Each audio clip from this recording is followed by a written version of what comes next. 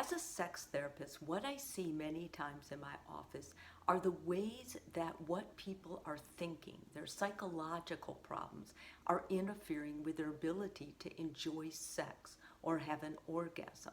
And this is basically why sex therapists align and work with urologists, OBGYNs, and other physicians, is because many times when people go in to see their well doctor or just get a blood test for their thyroid level or get their well woman check, they are having problems, and the doctor will try and give them hormones, medications, but those don't always work. And the reason is because there's something going on in the brain that is preventing them, the woman or the man, from orgasming or enjoying sex to its fullest.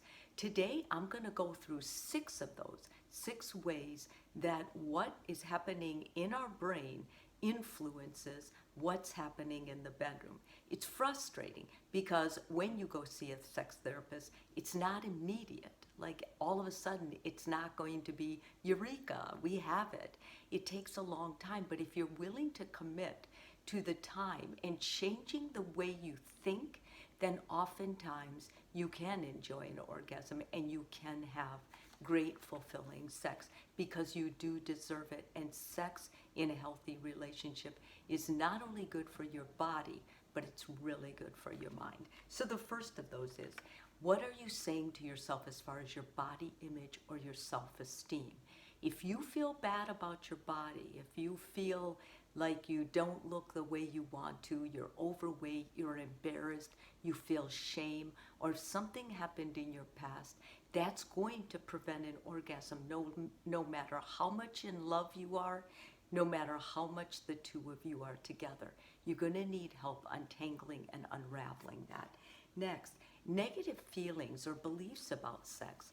Many religions and different philosophies that parents pass down, and there's several cultures that pass down things that sex is taboo, that it's not good, that it's dirty, that it's nasty. When you were small, that's all in your brain, and they're labels, and those continue to come up when you start thinking about sex or you're in a sexual relationship, and it makes orgasming extremely difficult. What's really important to understand is it's that sex, that connection, that intimacy that actually could help relieve some of that, could help you see that sex is good for you and it's one of the pleasures that you do deserve. But unfortunately, usually stop before you get there because you feel too bad about it, too guilty about it, or maybe depressed about it. Thirdly, the mental health, where you are with your mental health. Many times, people who struggle with depression or anxiety or bipolar disorder, they have really so many struggles with sex. And it might be a good day, it might be a bad day for them. If it's a bad day, they just want to be in a bed alone. They don't want anyone near them. And so it really limits their ability to reach out and have a healthy sex life. Stress. When women are stressed, there is nothing that will cut a sex drive down like stress. Last thing women usually want when they're stressed is sex. Now that's different for men. When men are stressed, many times sex will help them, will make them feel better. So you can see how this could cause a conflict in a relationship. If both people are stressed, one partner may want it more, the other partner may be like, no, that is the last thing I want.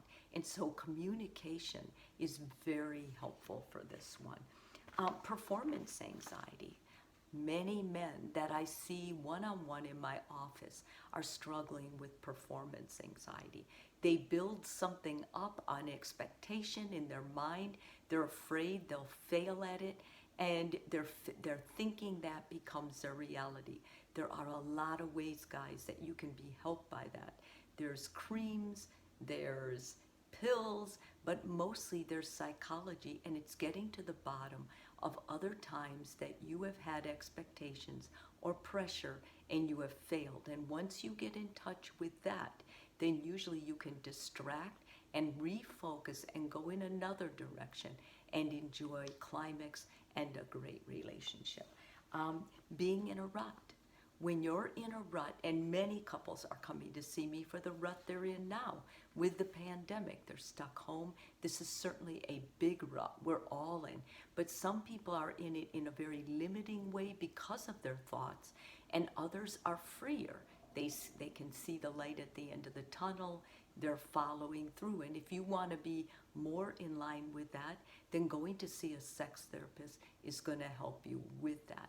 I think so many times when couples come in, they have these great expectations that a sex therapist is going to do some techniques and get us all. That's not a sex therapist's job. A sex therapist's job is to get into that biggest sex organ, the brain, and to start unravel and, reconnect things that you need to think about and disconnect things that are holding you back and limiting in your sex